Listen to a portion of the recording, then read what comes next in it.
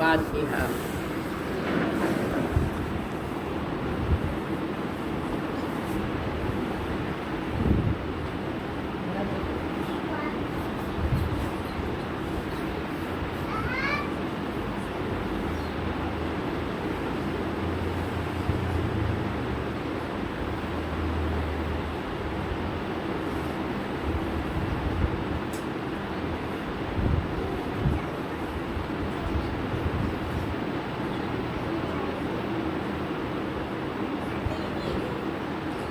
اعوذ باللہ من الشیطان الرجیم، بسم اللہ الرحمن الرحیم۔ رب اشرح لی صدری ویسر لی امری واحلل عقدۃ من لسانی یفقهوا قولی ولا حول ولا قوة الا باللہ العلی العظیم۔ حسبنا اللہ ونعم الوکیل، نعم المولا ونعم النصیر، الحمد للہ رب العالمین، بارئ الخلائق اجمعین، فاطر السماوات والارضین، والصلاة والسلام علی سید الانبیاء والمرسلین، شفیع المذنبین، انیس الفقراء والمساکین، سیدنا و سندنا و حبیبنا و شفیع ذنوبنا و طبیب قلوبنا بالقاسم محمد۔ اللهم صل على محمد وآل محمد وعلى آلہ اہل بیت الطیبین الطاہرین المعصومین المظلومین، ولعنۃ اللہ دائمۃ الباقیۃ علی اعدائہم وقتلتہم اجمعین من الآن الی قیام یوم الدین۔ اما بعد فقد قال اللہ تبارک و تعالی فی کتابہ المجید والفرقان الحمید، بسم اللہ الرحمن الرحیم۔ ان تنصروا اللہ وینصرکم، یقیناً تم اللہ کی مدد کرو گے تو اللہ تمہاری مدد کرے گا۔ تمام تعریفیں اس پروردگار کے لیے ہیں کہ الحمدللہ اس نے ہم کو اتنا بلند و بالا مقام دیا ہے اور یہ درجہ عنایت کیا کہ ہم جتنا بھی اس کا شکر ادا کریں، کہ بے شمار نعمتیں دی ہم گن نہیں سکتے ہیں، شمار نہیں کر سکتے ہیں، تو ہم اس کا شکر کیسے ادا کریں گے؟ مگر ولایت اہل بیت علیہ السلام وہ قیمتی خزانہ ہے یا ایسی انمول چیز ہے کہ جس کا ہم شکر ادا کرنا چاہیں تو نہیں کر سکتے۔ سب سے بڑی چیز ہے، سوال یہ قرآن میں ہے کہ تم اللہ کی مدد کرو۔ اللہ بے نیاز ہے۔ ہم سورہ توحید میں پڑھتے ہیں کہ اللہ وحدہ لا شریک ہے، اللہ بے نیاز ہے، اللہ کو کسی چیز کی حاجت نہیں ہے۔ تو پھر کیوں کہہ رہا ہے پروردگار کہ اللہ کی مدد کرو وہ تمہاری مدد کرے گا؟ شرط ہے، مدد کے لیے اس نے شرط رکھی ہے، ورنہ کسی نعمت کو دینے کے لیے شرط نہیں رکھی۔ تو اللہ تو جسم نہیں رکھتا ہے، مکان نہیں رکھتا ہے، ہم کس طرح اللہ کی مدد کر سکتے ہیں؟ تو اس نے کچھ ذرائع بنائے ہیں، ان ذرائع کی ہم کو مدد کرنا ہے۔ وہ ذرائع بھی اتنے زبردست ہیں، اتنا زیادہ ان کو بلند و بالا مقام ملا ہے کہ ہم ان تک بھی نہیں پہنچ پاتے۔ مگر اللہ نے اگر ہم کو کسی چیز کا حکم دیا ہے تو اللہ ہماری استطاعت سے زیادہ ہم کو کوئی بار نہیں ڈال سکتا ہے، بوجھ نہیں ڈال سکتا ہے۔ ہماری طاقت ہے ان کی مدد کرنے کی، اسی اللہ نے ہم کو قرآن میں کہا ہے۔ ہمیشہ یہ چیز یاد رکھیں کہ اگر اللہ چاہتا تو ہمارے لیے ہر گھنٹے پہ 1-2 رکعت نماز رکھ دیتا، مگر پروردگار نے ہم کو خلق کیا ہے، وہ جانتا ہے کہ میرے یہ بندے کتنا کر سکتے ہیں۔ اس بنا پر اللہ نے ہمارے لیے 51 رکعت نماز واجب نہیں قرار دی، صرف 17 رکعت واجب قرار دی، کیونکہ یہ 17 رکعت کی بھی انسان میں طاقت نہیں ہے سارا دن میں ادا کرنے کی۔ وہ پروردگار ہم سے کہہ رہا ہے میری مدد کرو، میں تمہاری مدد کروں گا۔ کہ یہ مدد کرنے کے ذرائع ہم کو معلوم کیسے ہوں گے، کس طرح ہم معلوم کر سکتے ہیں؟ تو ہم کو جو وسیلہ بنے، اللہ ہم تک آ نہیں سکتا، ہم اللہ تک جا نہیں سکتے، تو اللہ نے درمیان میں ایسی مخلوق خلق کی کہ اس کا ایک رخ اللہ کی طرف ہے، دوسرا رخ ہماری طرف۔ انسانی شکل میں بھیج کر اللہ نے ہم گنہگاروں کے درمیان میں ایسی شخصیتوں کو بھیجا کہ اس نے ہم پر احسان کیا. الحمدللہ اس میں ہم کو اللہ نے توفیق دی کہ ہم نے اس فرش اعضاء کو بچایا.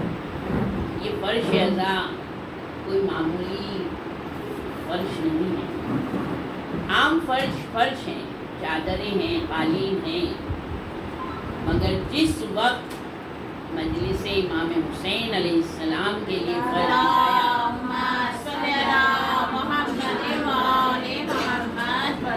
تو اب اس فرش کی عظمت بڑھ گئی.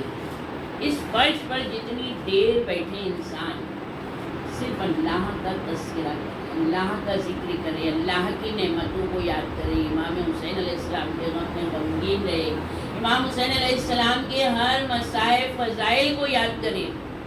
ہم اور کچھ نہیں کر سکتے ہیں. بہت زیادہ محمد علی محمد علیہ السلام پر صلوات.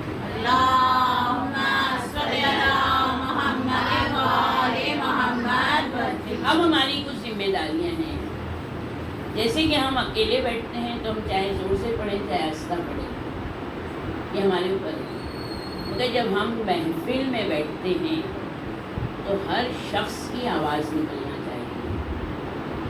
ایسی ہماری آواز ہونا چاہیے کہ فرش پر ہم صلوات بھیجیں اور عرش تک پہنچیں.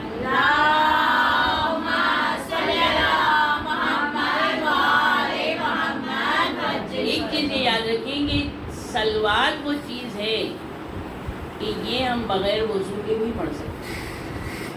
اور سب سے زیادہ ہمارے اعمال اتنے اچھے نہیں ہیں، مگر یہ جتنی ہم نے زندگی میں پڑھی ہوگی یہ صلواتیں ہمارے اعمال نامے میں ہمارے نیک اعمال کے وزن کو زیادہ کریں. نیکی کا پلڑا ہمارا بھاری ہو جائے گا جتنی زندگی میں ہم نے صلواتیں بھیجی ہوگی. سب سے زیادہ یہ سب کی ذمہ داری ہے.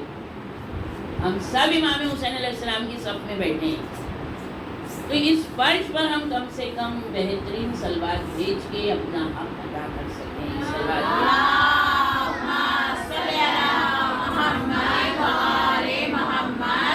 اور دوسری چیز یہ ہے کہ پنجتن کے نام اسم اعظم. اسم اعظم کا ایک حرف کا علم جناب سلیمان پیغمبر کے وزیر یا ان کے وسیع آصف بن برقیہ کے پاس تھا. ایک اسم اعظم کا علم، ایک. تو پلک جھپکنے سے پہلے وہ تخت بلقیس لے آئے جناب سلیمان پیغمبر کے پاس. یعنی اسم اعظم کا ورد کرنے سے اللہ زبان کو اتنا پاک کر دیتا ہے کہ اب جو انسان زبان سے مانگے گا وہ فوراً حاضر ہو جائے گا. تو اسم اعظم کا ہم کو ورد کرنے کا پروردگار نے بہترین طریقہ اور سلیقہ دیا ہے، اور اس فرش اعضاء پر بیٹھنے کی ہم کو طاقت اور قوت دی، توفیق دی. تو اس دنوں میں 10 دن محرم کی ہمارے ماتم کے دن ہیں. تو بہت زیادہ حسین حسین حسین حسین حسین کرنا چاہیے.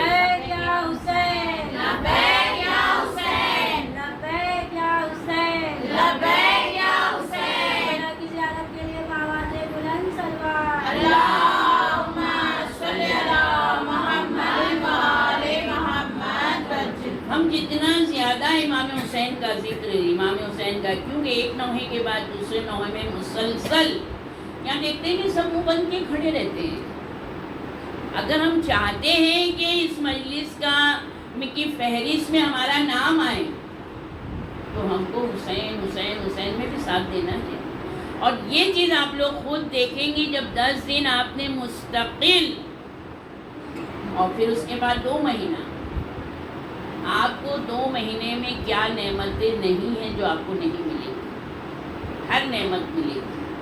جب جسمانی نعمت ہم جو مل رہی ہے ہم اس کو احساس کرتے ہیں کہ اللہ نے ہم کو یہ دیا، ہم نے چاہا تھا ہم کو مل گیا. ہم یعنی جی چاہ رہا تھا یہ چیز کا، وہ آ گئی ہمارے پاس.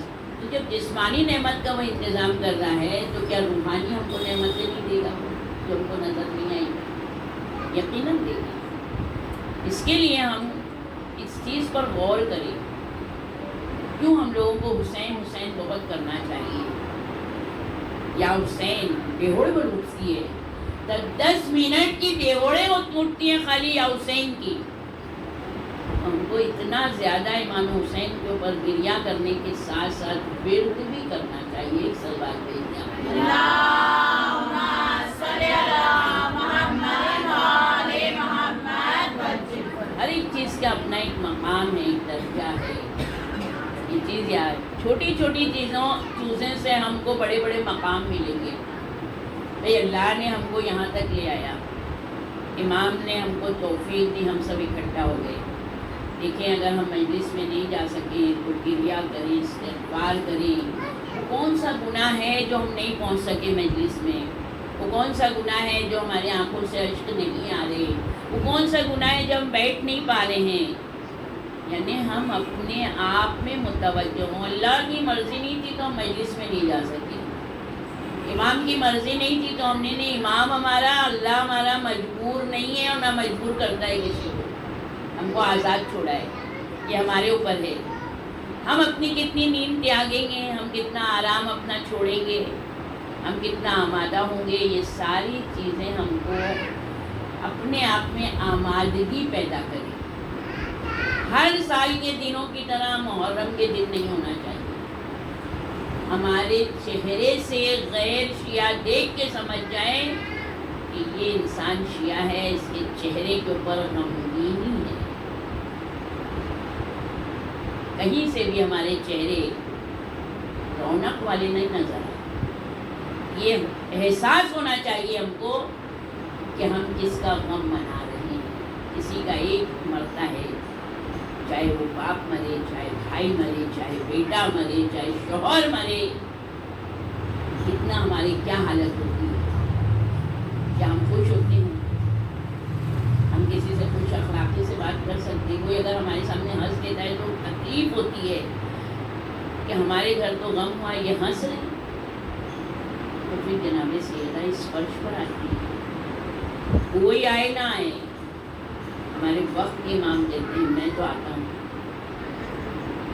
کوئی آئے نہ آئے، جناب زینب آتی ہیں، جناب سکینہ آتی ہیں، ہمارے چوتھے امام امام زین العابدین علیہ السلام۔ اللہم صلی علی محمد وآل محمد وجل۔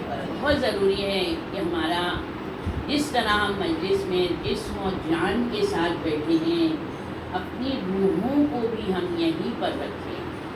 روح کے ساتھ ہم اپنے جسم کی موجودگی میں اس فرش ادا کا حق ادا کرنے کی کوشش کریں۔ ہم یہ نہیں ہیں، انسان ہیں، اگر ہم لڑکیاں ہیں، چھوٹی لڑکیاں ہیں، نہیں رونا آتا ہے، کیوں نہیں آتا ہے؟ یہ یاد کرو کہ جناب سکینہ کا باپ، اگر خدا نہ خواستہ میرا باپ مر جائے گا میں کتنا روں گی۔ یاد ہم کو تصور کرنا ہے۔ کربلا احساس کرنے کا نام ہے، کربلا مسائل بیان کرنے کا نام نہیں ہے، کربلا صرف حساس ہونے کا نام ہے۔ اگر ہم میں احساس ہو گیا تو اب ہم کو مصائب کی ضرورت نہیں ہے، کیونکہ لفظ حسین آتا ہے۔ جناب زکریا نے جب جناب عیسیٰ علیہ السلام پیدا ہوئے تو جناب زکریا نے دعا کی، پروردگارا تو نے جب مریم کو بغیر شوہر کے بیٹا دے سکتا ہے تو میں لاکھ بوڑھا صحیح، لاکھ میری بیوی بانجھ صحیح، مگر ہیں تو ہم مرد اور عورت، جب تو بغیر باپ کے دے سکتا ہے بیٹا تو تو ہمیں مجھے بھی دے سکتا ہے، میرا بھی والد پیدا کر۔ تو جناب زکریا کو اللہ نے بنجتن کے نام کی تعلیم دی کہ اس کو پڑھو۔ جناب جبریل علیہ السلام آئے گا ان کا ورد کرو۔ جناب جبریل علیہ السلام دوبارہ آئے تو یا جبریل یا میں یا محمد یا علی یا فاطمہ یا حسن کہتا ہوں تو بڑا خوش ہوتا ہوں، اندر سے میرا قلب ایک دم خوش ہو جاتا ہے، کیونکہ جب 5واں نام لیتا ہوں یا حسین تو میرا دل ایک دم رونے لگتا ہے، بہت زیادہ میرا دل کھنچتا ہے۔ تب جناب جبریل علیہ السلام نے کہا تو حسین ہے ہی وہ شخصیت کہ جب بھی یہ نام آئے گا، ان کا تصور آئے گا، تو جو مومن ہوگا اس کے خود بخود آنکھوں سے اشک جاری ہو جائے گا۔ ہم کو وہ مومن بننا ہے، وہ مومن بننے کے لیے ہم کو احساس پیدا کرنا ہے۔ یقیناً ہم اللہ کے برگزیدہ شہردہ معصومین علیہ السلام، یہ معصوم ایسے ہیں 1,24,000 پیغمبر کا بھی ان کے بعد نمبر آتا ہے۔ یہ اتنے برگزیدہ ہیں، ان سے کبھی ترک اولا خیالوں میں بھی نہیں ہو سکتا، ایسے معصوم ہیں۔ اب جب اللہ کی اتنی بہترین مخلوق ہے جسے اللہ نے سب سے پہلے خلق کیا ہے، اگر ان کے بارے میں کسی ان کے عمل میں اگر ہم نے ذرا سا شک پیدا کیا تو ہم نے ان کے لیے شک نہیں پیدا کیا بلکہ اللہ کے کام میں شک پیدا کیا۔ یعنی اللہ نے ان کو خلق کیا ہے اور وہ کامل و اکمل ہیں، وہ مکمل ہیں۔ لوگوں نے سوال یہ پوچھا عالم سے کہ جب وہ کامل و اکمل ہیں تو پھر ہم کیوں کہتے ہیں اللہم صلی علی محمد و آل محمد کے پروردگارہ محمد آل محمد پر رحمت نازل فرما۔ یعنی وہ تو خود ہی ان پر اتنی رحمت ہے، وہ تو خود رحمت للعالمین ہے۔ تو عالم نے بڑا اچھا جواب دیا کہ ایک ٹیبل لے لو جو تمہارے قد کے برابر ہو اور اس میں ایک گلاس پانی بھر کے رکھو، وہ بھرا ہوا ہے، بالکل ایک قطرہ بھی اس میں ڈالیں گے تو گرے گا، مگر اب ایک دوسرا جگ لو اور پانی کا اسی بھرے ہوئے گلاس میں ڈالو تو گلاس کا پانی کہاں گرے گا؟ میز میں، مگر چھینٹے کس پر آئیں گی؟ ہمارے اوپر آئیں گی۔ تو ہم بھیجتے صلوات محمد آل محمد علیہ السلام پر ہیں، مگر وہ ساری کی ساری کس کے اوپر آ جاتی ہیں؟ ہمارے ہی اوپر آتی ہیں کہ ہم کہتے ہیں محمد آل محمد پر رحمت نازل فرما، تو محمد آل محمد پر ہم بھیجتے ہیں محمد آل محمد علیہ السلام ان پر رحمت نازل اللہم صلی علی محمد و آل محمد وجل۔ سب سے بڑی چیز ہے خدا کا یہ شکر ادا کرنا ہے کہ ہم نے کتابوں کے ذریعے الحمدللہ اپنے ایمان کو سلامت رکھا ہے، اور جیسا عقیدہ ہم کو رکھنے کا حق ہے پروردگار اسی عقیدے پر ہم کو قائم رکھنا، اسی پر ہم پیدا ہوئے ہیں، اسی پر ہم کو موت دینا اور اسی پر ہمارا حشر قرار دینا۔ جس وقت غار ثور میں کس دن رہے رسول اللہ؟ جس وقت رسول اللہ کی ہجرت تھی، رسول اللہ کے ساتھ ایک صحابی چلی گئے رسول اللہ کے پیچھے 14 معصومین وہ ہیں کہ اگر سورج کی روشنی میں بھی چلیں گے تو ان کا سایہ نہیں بنتا ہے، اور چاند کی روشنی میں بھی چلیں گے تو ان کا سایہ نہیں ہوگا، مگر ان کے پیچھے جو چل رہا ہے اس کا سایہ بنے گا۔ رسول اللہ اگر اکیلے ہوتے تو کوئی دشمن کبھی نہیں پہچان پاتا، مگر ان کے جانے کا مقصد ہی یہی بتا رہا تھا کہ رسول اللہ جا رہے ہیں، ان کو خبر لگی کہ پیچھے ہوئے غار میں پہنچ گئے۔ اب غار میں پہنچ گئے، دیکھیں ساتھ میں رہنا اور ہے اور یقین کرنا اور ہے۔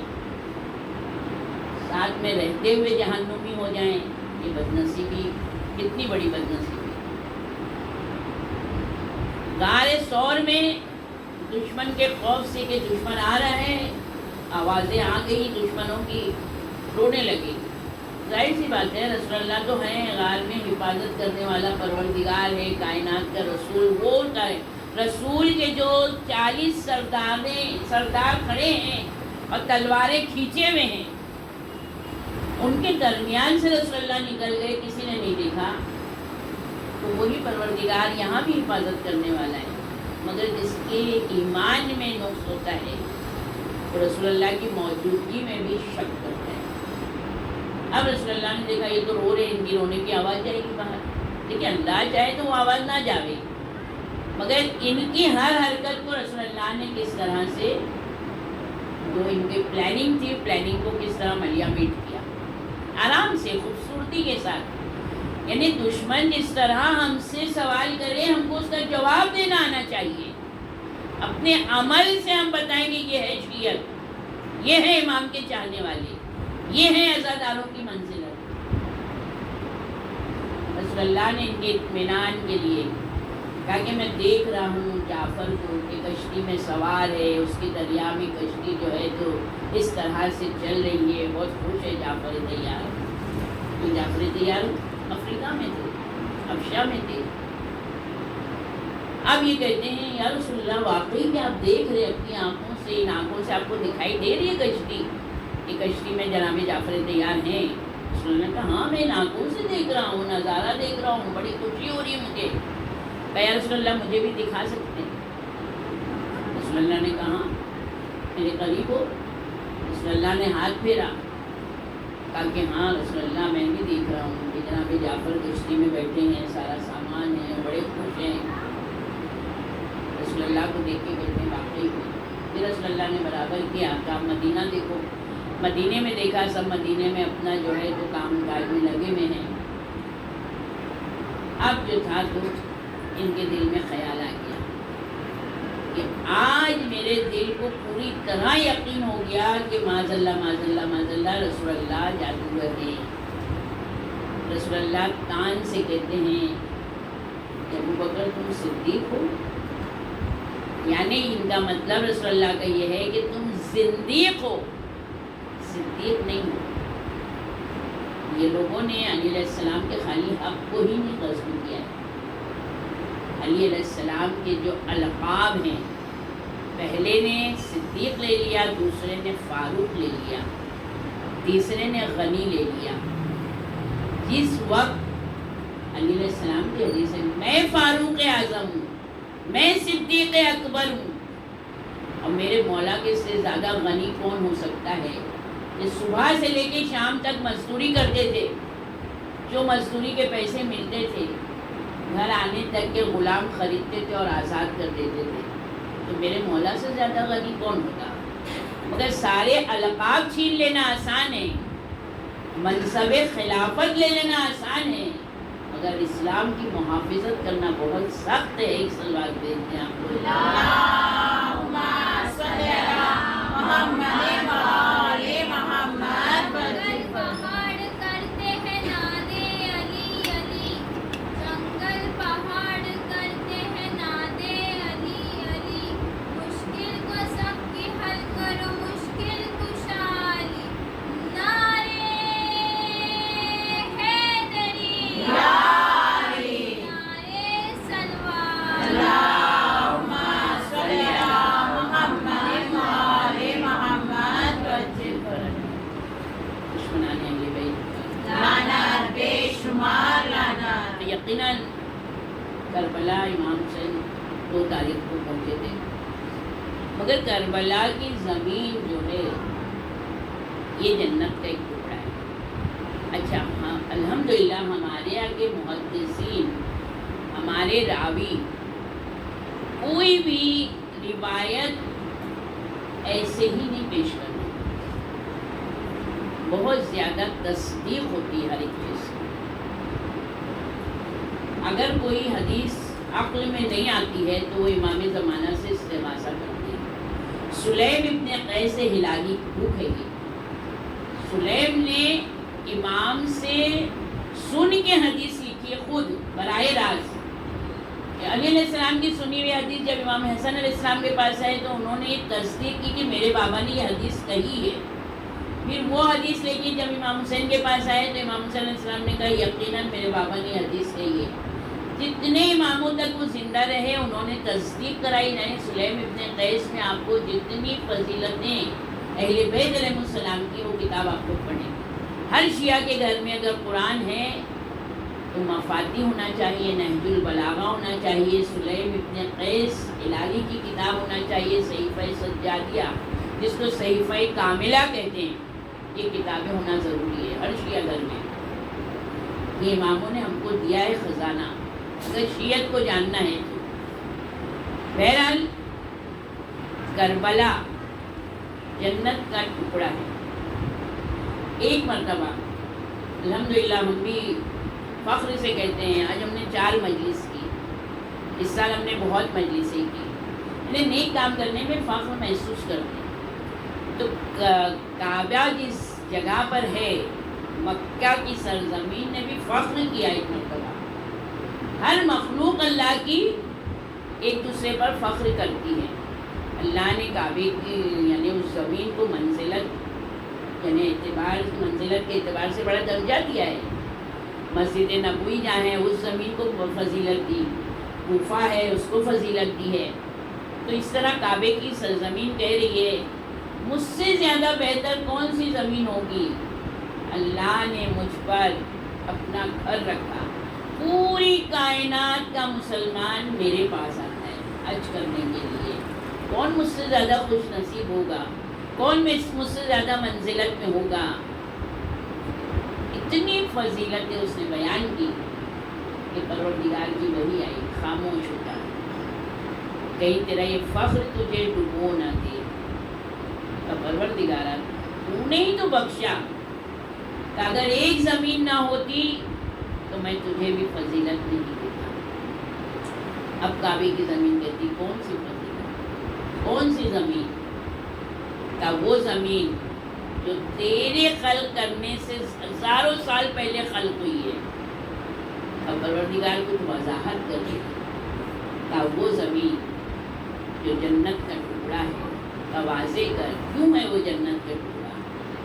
کہ اس سرزمین پر, اس زمین پر میرے آخری نبی حبیب خدا کا محبوب نواسا امام حسین علیہ السلام کا مدفن ہوا ہے. اللہم صلی علی محمد و آل محمد. اس سرزمین پر مسلسل آسمان سے فرشتے نازل ہوتے رہیں گے, قبر کا طواف کرتے ہوں گے. اور وہ قبر کا طواف جو فرشتے کرتے ہیں وہ زائرین امام کے اعمال نامے میں جاتا ہے. زائرین کو اس کا ثواب ملتا ہے. وہ فرشتے جو مجلسوں میں آتے ہیں, ان فرشتوں کے ذکر سے, ان فرشتوں کی مجلس میں شرکت کو جو ثواب ہے وہ عزاداروں کی فہرست میں آتا ہے. ہم لوگوں کو ایسے ہی یہ مقام نہیں ملا ہے. جتنا ہمارا مقام بلند ہوتا جاتا ہے یہ ہمارے پروردگار کی ہم پر سمجھنے کی بہت بڑی نوازش ہے. اب اگر ہم اس کا حق ادا کریں گے, اس کا شکر ادا کریں گے تو انشاءاللہ ہماری نعمتوں میں اضافہ ہوگا. یعنی کہ ہم دیکھیں کربلا نہیں جا سکتے تو امام نے ہم کو کتنی ہمارے دلوں کو, قلب کو مطمئن کرنے کے لیے کہ تم نہیں آ سکتے ہو کربلا, میں خود تمہارے گھر آ جاتا ہوں. امام ہندوستان آ جاتے ہیں. پہلے ہندوستان پاکستان ایک تھا, پھر آزاداری سے یہ دھوپ سے ہوتی ہے. اللہ ان آزاداریوں کو قائم رکھے اور آزاداری کے دشمنوں کو پروردگار نیست و نابود کر دے. یعنی محرم آتا ہے اور سارے فتوے آ جاتے ہیں, آزاداری نہیں کرو, اتنا خرچ نہیں کرو, خون ڈونیٹ کرو. عاشور کے دن کیوں خون ڈونیٹ کرنا ہے؟ پورا سال ہے خون ڈونیٹ کرنے کے لیے. ہم تو زنجیر اور کمر لگا کے یہ ظاہر کرتے ہیں کہ امام حسین کا خون بہایا گیا. ہم نہیں تھے کربلا میں, مگر مولا آج بھی ہم خون بہانے کے لیے تیار ہیں. اس وقت لوگوں نے اپنے بچے قربان کیے. مولا ہم کو بھی طاقت دے, ہم کو بھی اتنا تیار کر پروردگار کے کل ہمارے امام ہمارے بچوں کو آواز دے تو ہم اپنے بچوں کو بھیج سکیں. اس کے لیے کربلا سیکھنا ضروری ہے. امام کا ناصر ایسے نہیں بن سکتا انسان. خالی کھا پکا لینا ناصر امام نہیں ہو سکتے. عورت کے لیے بہترین جہاد ہے گھرداری. اگر جناب سیدہ سے زیادہ بہترین گھرداری کسی کی نہیں. راتوں کو عشاء کی نماز کے بعد رات بھر جناب سیدہ مصلی عبادت پہ ہوتی تھی. کیا ان کو عبادت کی ضرورت تھی؟ سیدۃ النساء العالمین. تو کہا کربلا کی زمین, اتنی فضیلت زمین کربلا کی. تو کس طرح سے اللہ نے کعبے کا در جو ہے وہ کربلا ہے. کعبے کا در کربلا ہے. جیسے میں شہر علم ہوں, علی اس کا دروازہ ہے, بس اسی طرح کعبہ شہر ہے, اس کا دروازہ کربلا ہے. اگر کربلا جاؤ گے تو کعبے کا حج کا ثواب ملے گا. کربلا کو مانو گے، عمرہ کرو گے تو عمرے قبول ہوں گے، نمازیں قبول ہوں گی، روزہ قبول ہوگا. دروازے کے چھوڑ کے جاؤ گے، کھڑکیوں سے جاؤ گے تو چور کہلاؤ گے، اور چور کا کوئی بھی عمل قابل قبول نہیں ہو سکتا. مدینے میں یہ وہ شخص آیا کہ جو غیب کی باتیں بتاتا تھا. زمانہ مولائے کائنات کا. اب ہم لوگوں کے یہاں یہ چیز جو جہنم میں لے جائے گی عزاداروں کو، وہ یہ ہے کہ کسی سے غیب کے بارے میں پوچھنا. ہمارے کو بہت تکلیف ہے، بھائی کوئی بتاؤ کیا وجہ ہے. ہر عمل کرنے والا کہے گا آپ پہ کچھ جادو کر دیا گیا ہے، آپ کے ساتھ یہ ہوا ہے، آپ کے ساتھ یہ ہوا ہے. سب سے بڑے طبیب ہمارے چوٹا معصومین ہیں. طبیبوں کے طبیب الحمدللہ زندہ سلامت، اللہ ان کی عمر دراز کریں. ہمارے وقت کے امام زمانہ اجل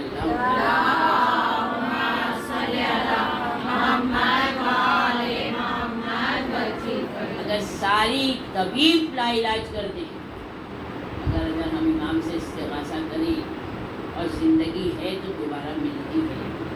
بے شمار واقعات ہیں، مگر اس کے لیے بھی ویسا دل ہونا چاہیے. ڈاکٹر نے کہہ دیا، ہم نے لاکھوں خرچہ کر دیے، مگر ہم ہزاروں خرچہ کر کے صحن شفا نہیں جاتے.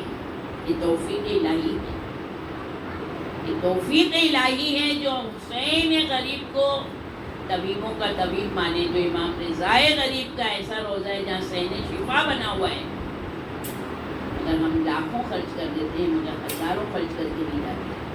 بہرحال وہ شخص جس وقت آیا ایک کافر ہے، سارے مسلمان دوڑے، ہر مسلمان اپنے اپنے سوال پوچھ رہے ہیں. وہ سب کو غیب کی باتیں بتا رہے ہیں، ساروں کو غیب کی باتیں بتاتا جا رہے ہیں.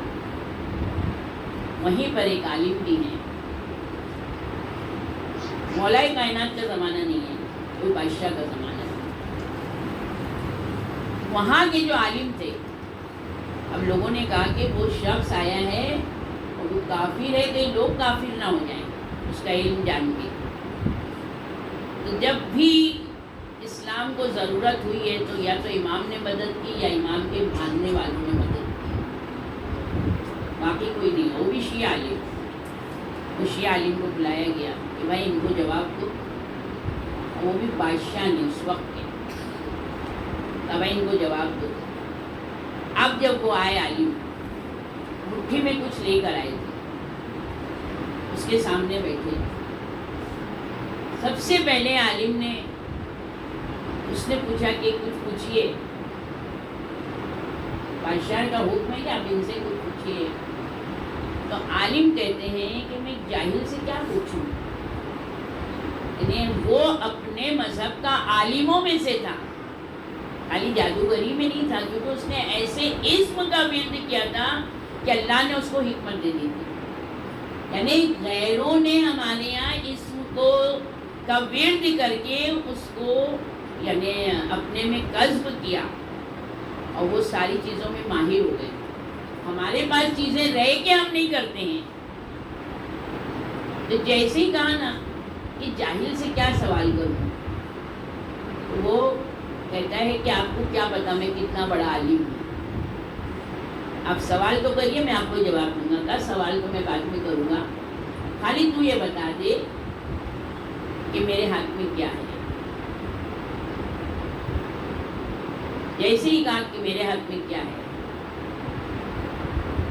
یہ جو تھا تو بڑا پریشان، ہاتھ پہ ہاتھ رکھا، پسینے آنے.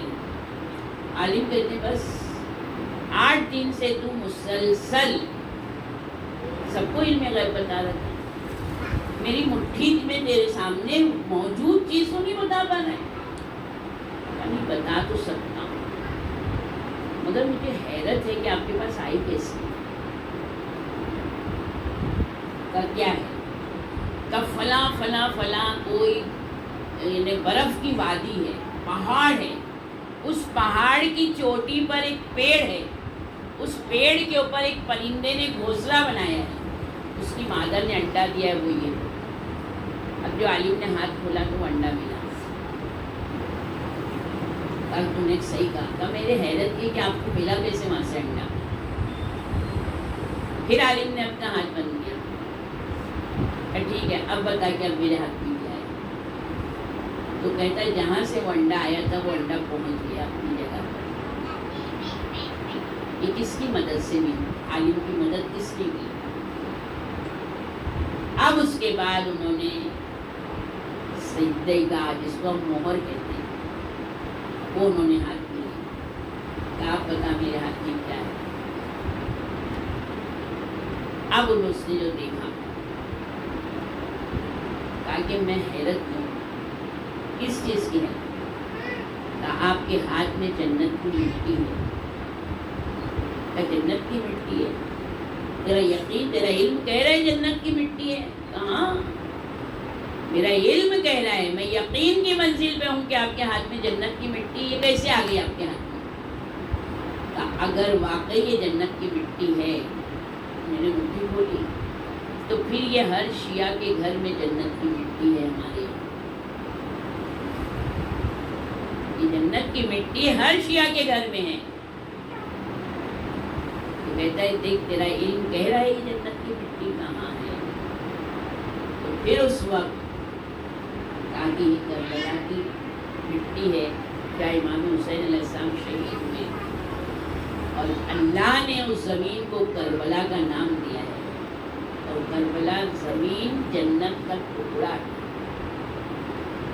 دیکھیں ہم لوگوں کو جو شرف ملا ہے، کربلا، اگر ہم کو جنت جانا ہے تو پہلے کربلا چلے جائیں۔ امام حسین علیہ السلام کے نام سے جو چیز منسوب ہو گئی، اللہ نے اس کو اتنا بلند کر دیا، تو میرا آقا حسین کتنا بلند ہوا۔ عزاداری کی ہم کو ضرورت ہے، ہمارے امام کو نہیں ہے۔ ہم چاہتے ہیں کہ ہم اپنے امام کے سامنے سرخرو رہیں، تو نہ اپنے مال کو بچائیں، نہ اپنی جان کو بچائیں، نہ اپنے عیش و آرام میں رہیں، بلکہ ہم اپنے امام پر فدا۔ اکثر جو حدیثیں ہیں جو پوچھی گئی ہیں سوال اماموں سے، زیادہ تر پانچویں چھٹے امام کے وقت میں لوگوں کو آزادی تھی سوال پوچھنے کی، تو کیسے سوال پوچھتے تھے؟ مولا میری جان آپ پر فدا ہو، مولا میرے ماں باپ آپ پر فدا ہوں، مولا میری جان آپ پر قربان ہو۔ اس طرح امام سے پہلے یہ جملہ کہتے تھے پھر سوال کرتے تھے، تو مولا ہم آپ پر قربان ہوں، ہم کو ایک اچھا عزادار بنائیے، مولا ہم آپ پر قربان ہوں، کیونکہ ہم لوگ یہ نہیں کہہ سکتے ہیں کہ بے نمازی جہنم میں جائے گا، بے نمازی برزخ میں عذاب جھیل لے گا، روزے دار کو روزہ نہیں رکھنے کا عذاب مل جائے گا برزخ میں، حج کی استطاعت ہونے پہ حج نہیں کریں گے اس کا عذاب ملے گا۔ عذاب ہے، کس کے عذاب ہے؟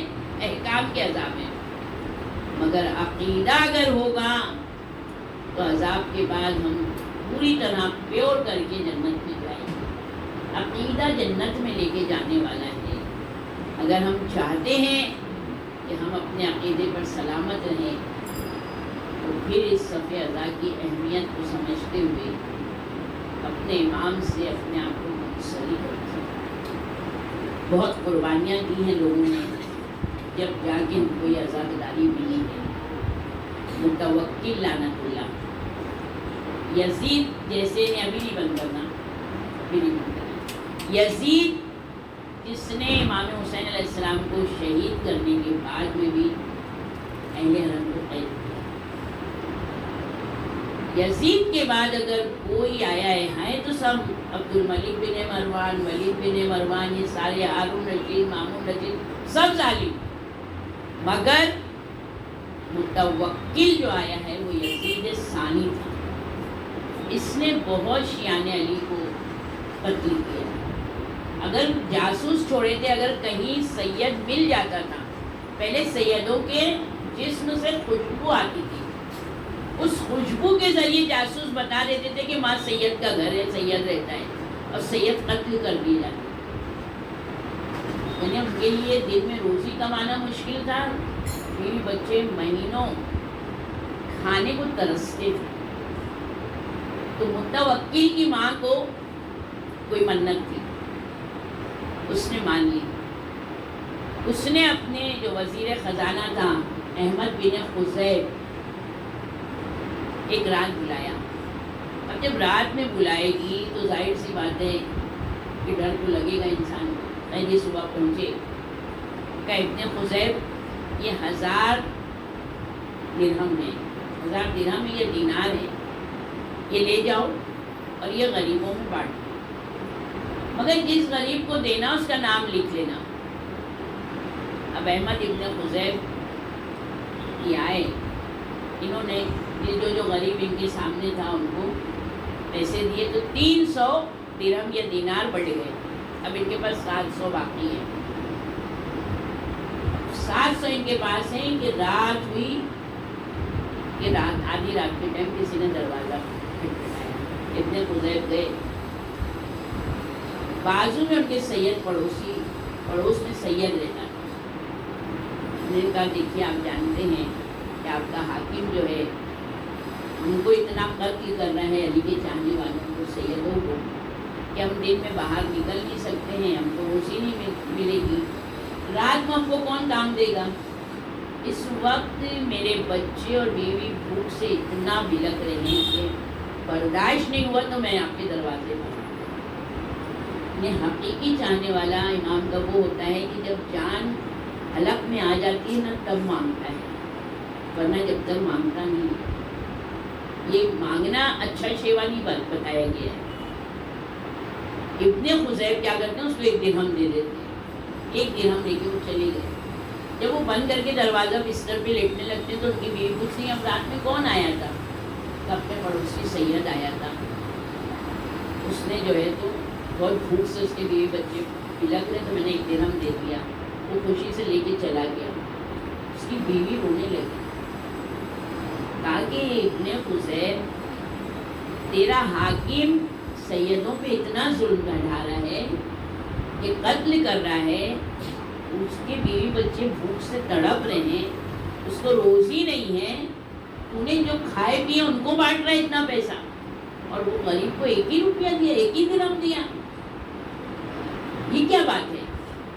ارے ہم کو مرنا تو ہے ایک دن، اگر ہم سید کی مدد کرتے ہوئے، امام کے چاہنے والوں کی مدد کرتے ہوئے مارے جائے تو اچھی موت ہوگی ہماری، موت سے کیا ڈرنا۔ انہیں بیوی نے اکسایا، امر بالمعروف اس لیے کرنا ضروری ہے کہ اگر انسان غافل ہے تو اس کو بیدار کر دو۔ ابن خزیب کو اتنا جوش آیا کہ وہ 700 درہم پورے لے جا کے انہوں نے دے دیے، یہ لو۔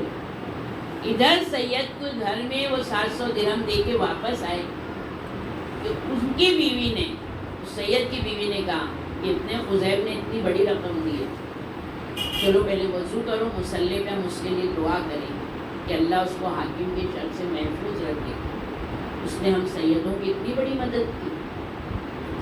ادھر یہ باتیں ہو رہی تھی، ابن خزیب کہتے ہیں کہ اب خدا خیر کرے، اب گھر بھی لٹنے والا ہے، میں بھی قتل ہو جاؤں گا، اب یہ گھر برباد ہو جائے گا۔ یہ تصور میں بیوی سے بات کر رہے ہیں کہ غلام نے کھٹکھٹایا، کا متوکل کی ماں نے آپ کو جلدی بلایا ہے۔ یہ کہنے کہ بس اب موت آ گئی، یہ کہتے چل رہا ہوں۔ یہ تیار ہوئے اس طرح سے کہ بس اب میری لاش آئے گی، ابھی چل رہے ہیں کہ راستے میں اور پوری غلام کی ٹولی آ گئی، اب بہت جلدی آپ کو بلایا ہے، اب ان کو پوری طرح یقین اب میری جان گئی۔ جیسے ہی ابن خزیب پہنچے، متوکل کی ماں کھڑی ہو گئی، آدھی رات ہے، 1/3 رات گزر چکی، 3 بجے کا وقت ہوگا۔ کہتی ہے کہ ابن خزیب یہ 1,00,000 درہم ہے، یہ لے کے جاؤ، ایک حصہ تمہارا ہے، ایک تمہاری بیوی کا ہے، اور ایک اس سید کا ہے جس کو تم نے دیا ہے۔ ابھی رسول اللہ میری خواب میں آئے تھے، اور رسول اللہ نے کہا کہ جو تم نے رقم دی تھی وہ ابن خزیب نے فلاں سید کو دی، میں نے رسول اللہ کی زیارت کی، رسول اللہ نے مجھے حکم دیا ہے۔ ابن خزیب کو لے کر آئے، 3 حصہ کیے. سید کے دروازے پہ جب جا کے کھٹکھٹایا تو اندر سے سید آواز دے کے کہتا ہے ابن خزیب جو لائے ہو وہ دروازے پہ رکھ دو, میں آ کے لے لوں گا. وہ سنتے اس کو کیسے معلوم ہوا کہ میں آ رہا ہوں اس کے دروازے پہ, انتظار کیا. اس نے آگے جب دروازہ کھولا تھا تجھ کو کیسے پتا چلا کہ میں آیا ہوں دینے, کہا کہ جس وقت تم مجھے پیسہ دے کے گئے تو ہم دونوں میاں بیوی نے آپ کے لیے دعا کی. تو ہمارے جیسے بھی ہم آنکھ لیٹے تھے, آنکھ لگنے جا رہی تھی کہ رسول اللہ آئے, کہا کہ تم نے دعا کی تھی, اللہ نے تمہاری دعا قبول کی. میں نے متوکل کی ماں کو حکم دیا ہے, ابھی ابن خزیب پیسے لے کر آ رہا ہے, 3 حصے کرے گا, 1 حصہ تمہارا لے کے آئے گا. اور تم نے دروازے کو دستک دی. میں سمجھ گیا کہ رسول اللہ جب میرے خواب میں آئے ہیں تو ابن خزیب بھی لے کر آیا ہوگا پیسہ. تو کسی کی مدد کرنے سے ہمارے رسول جو ہیں تو ہم کو فقیر نہیں بنائیں گے. کسی غریب کی مدد کرنا, قرآن کہہ رہا ہے تم میری مدد کرو میں تمہاری مدد کروں گا. مطلب یہی ہے کہ جو واقعی مجبور ہے اس کی مدد کرو. جس طرح سے ہم مدد کر سکتے ہیں مدد کریں. کربلا نہیں جا سکتے. اگر ہم کہتے نا یا لیتنی کنت معکم فافوز فوزا عظیما, نہ ہم نہیں تھے وہاں پر اور اچھا وہ ہم نہیں تھے. ہم لوگ یہ نہیں کہہ سکتے کہ مولا ہم ہوتے تو ہم وہ غم سہ لیتے. ہم لوگ اس میں کہ نہیں ہیں. ہمارے دل بڑے کمزور ہیں, ہمارے عقیدے ناقص ہیں, ہم اتنے سخی نہیں ہیں, ہم اتنے شجاع نہیں ہیں. مگر پھر بھی میرے مولا یہ تذکرہ سننے سے ہمارے دلوں کو جلا ملتی ہے. تو محرم کربلا کی زمین پر میرا امام پہنچا. دیکھیں امام تو امام تھے, امام تو جانتے تھے کہ میں کہاں جا رہا ہوں. جس وقت 28 رجب کو نکلے ہیں, نانی ام سلمہ نے رو کے کہا تھا کہ حسین تمہارے نانا نے مجھے بتایا تھا, دیکھو اس سفر سے میرا دل بڑا بیٹھا جا رہا ہے. حسین کہیں بھی جانا کربلا نہیں جانا. امام حسین کہتے نانی میں تو اس زمین کو بھی جانتا ہوں اور میں وہ جگہ بھی جانتا ہوں جہاں میں گھوڑے سے گئی.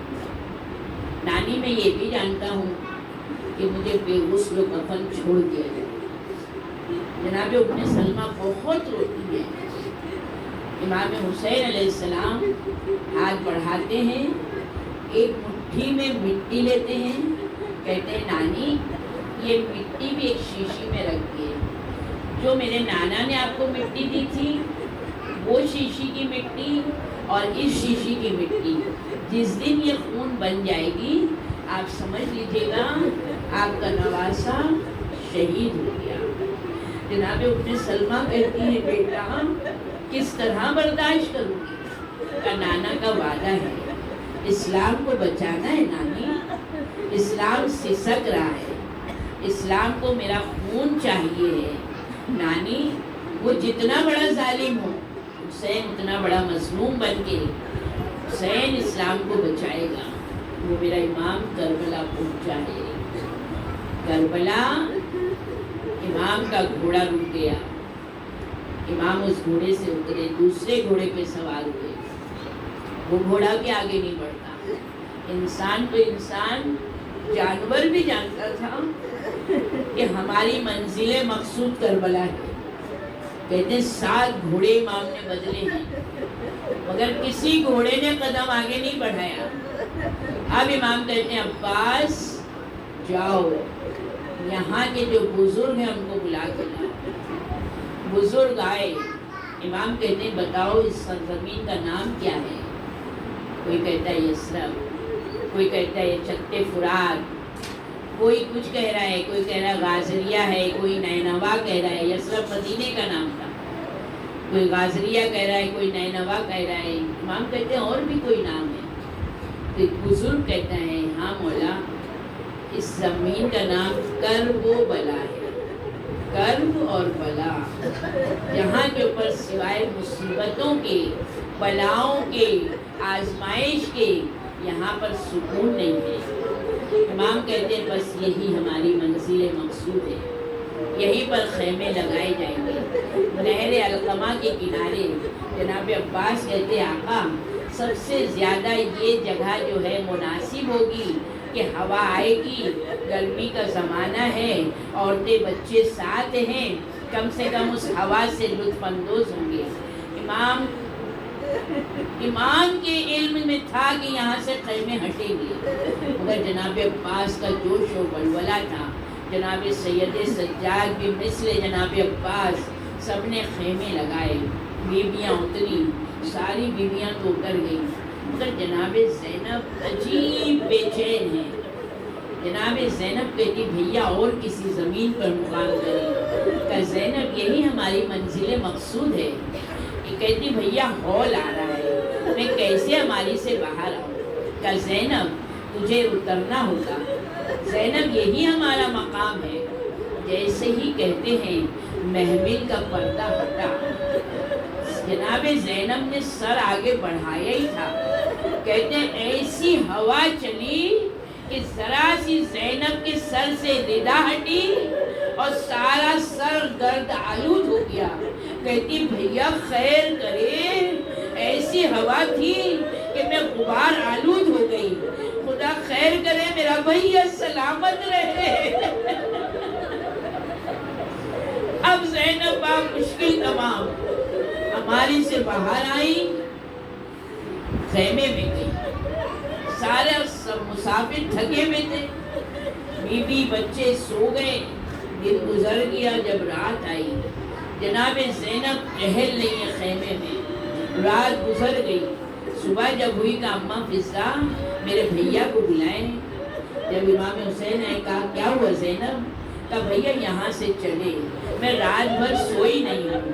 کہا کیوں زینب؟ کہا بھیا رات گئے ایک بی بی ایسا کرب سے رو رہی تھی کہ جیسے اس کے جوان قتل ہوئے ہوں، جیسے جوان پر مار ہوتی ہے، بھیا ایسا بے چینی سے وہ رو رہی تھی کہ میرا قلب پھٹا جا رہا ہے۔ تو امام حسین کہتے ہیں اچھا زینب اگر آج وہ آواز آئے گی تو مجھے بتانا۔ کہ بھیا کیسے میں گزاروں گی، دن گزر گیا۔ اب جب رات آئی، آدھی رات کو جیسی آواز آئی واہ آتشاں واہ مظلوماں واہ حسینہ، ایک مرتبہ کہا بھیا دیکھیں آواز آنا شروع ہوئی۔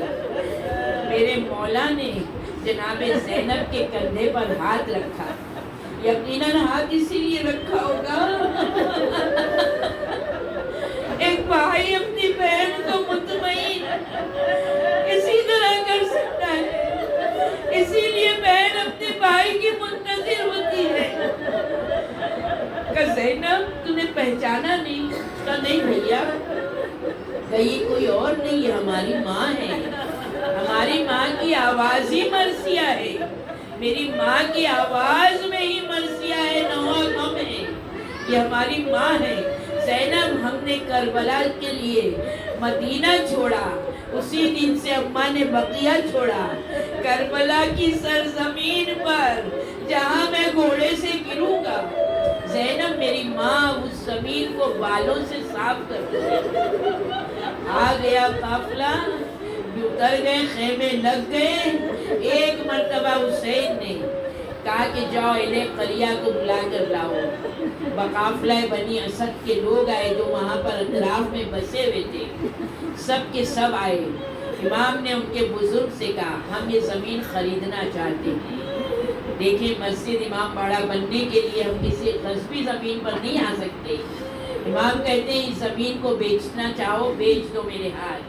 کہا مولا ہم اس سے بہتر زمین آپ کو دیتے ہیں۔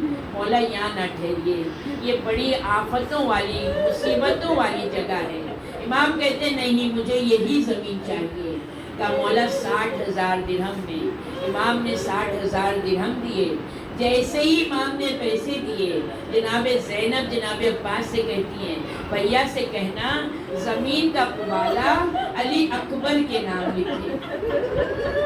عباس آئے کہ آقا زادی کہہ رہی ہے زمین علی اکبر کے نام، کہ نہیں علی اکبر کے نام نہیں ہوگی، میں یہ زمین بنی اسد کو ہبہ کرتا ہوں۔ امام نے کہا بنی اسد قبیلے سے کہ دیکھو اہل قلیہ، یہ زمین میں تم کو ہبہ کر رہا ہوں، مگر میری کچھ شرطیں ہیں۔ جہاں پر کچھ دن بعد اب یہاں پر ہمارا خون بہے گا، تو جہاں ہماری قبریں بنے گی اس سے دور دور رہ کے کھیتی کرنا۔ ایک چیز یہ ہے کہ جب بھی میرا کوئی زائر آئے گا تو اس کو 3 دن مہمان کرنا، اس کے ساتھ بہت رحم دلی سے پیش آنا، کیونکہ وہ بڑی سفر کی تھکان برداشت کر کے آئے گا، تو اس کے لیے اس کو جھڑکنا نہیں، اس کو مہمان کرنا 3 دن۔ دوسری شرط یہ ہے کہ ان کو ہمارے قبروں کے نشان بتانا، اور تیسری شرط یہ ہے کہ دشمن ہمارے لاشیں ایسے ہی چھوڑ کے چلے جائیں گے تو تم آ کے ہم کو دفن کر دینا۔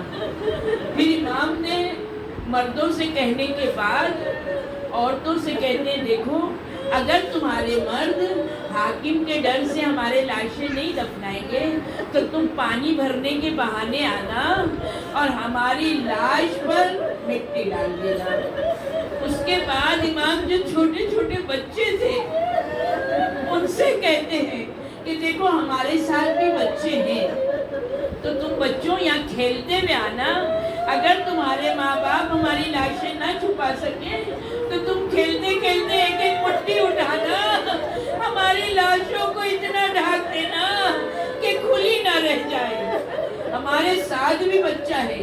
راوی کہتا ہے امام نے علی اصغر کو بلایا، علی اصغر کے پیر کا پنجہ دکھایا کہ دیکھو میرے ساتھ اتنا چھوٹا بچہ ہے۔ راوی کہتا ہے میں بڑی حیرت میں تھا کہ اگر کسی کو پہچانوایا جاتا ہے تو چہرے سے پہچانوایا جاتا ہے، یہ پیر سے کیوں؟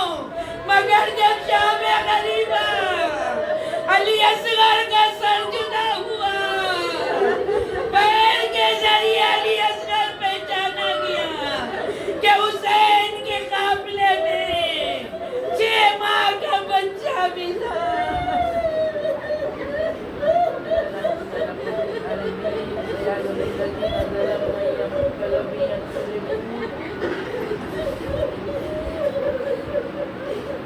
پروردگار ہماری مجلس ماتم مزاداری ناسوں کے خلیل نظرانے کو قبول کرنا، امام وقت ظہور میں تاجیل فرما، ہمیں ان کے آوان و انصار میں شمار فرما، ہمیں کوئی غم نہ دے سوائے حسین کے، شیعان حیدر کرار جہاں جابر کی جان مال عزت آبرو کی حفاظت فرما، تمام بیماروں کو شفائے کلی عطا فرما، ہم شیعوں کے گروہ کو متحد رکھ، ہمارے دلوں سے بغض و نفاق کو دور کر دے، پروردگار ہمیں کوئی غم نہ دے سوائے غم حسین کے، پروردگارہ سب کے محمد آل محمد کے بانی مجلس عادل مجلس جو تمنائیں لے کر آئے مالک ان کے گھر جانے سے پہلے ہر تمنا پوری کر دیں۔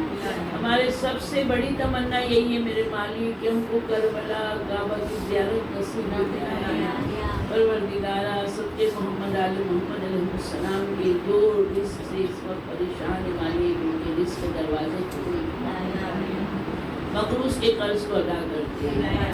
پروردگار جو شیعان حیدر کرار بلا وجہ قید کی سختیاں سہ رہے ہیں بیمار کربلا، اسیران کربلا کے صدقے طفیل میں جلد از جلد ان سب کو رہائی مل جائے، سارے مسافروں کو ان کے گھر والوں سے ملا دے۔ کربلا کے مسافروں کا واسطہ ہے کہ علی صغرا جناب صغرا آج بھی مسافروں کی انتظار میں ہے میرے مالک، ہم سب بھی منتظر اپنے وقت کے امام کے، ہمارے امام کا جلد از جلد ظہور فرما۔ پروردگار میں یہ مجلسیں ہم اپنے امام کی زبانی سن سکیں، ہمیں اپنی زندگی عطا کرنا۔ پروردگار ہم سب کی دعاؤں کو مستجاب کر دے۔ مرحومین جو پچھلے سال ہمارے درمیان جائیں، مرحومین کی فہرست میں مالک تمام مرحومین کے گناہ کبیر اور صغیرہ کو معاف کر دے، انہیں بشارت اور عذاب قبر سے محفوظ رکھ، برزخ کی منزل کو آسان کر دے۔ ہم سب کی دعاؤں کو مستجاب کر دے، ہماری مجالس کو قبول کر لے۔ ربنا تقبل منا انک انت السمیع العلیم، اللہم صلی علی محمد وآل محمد۔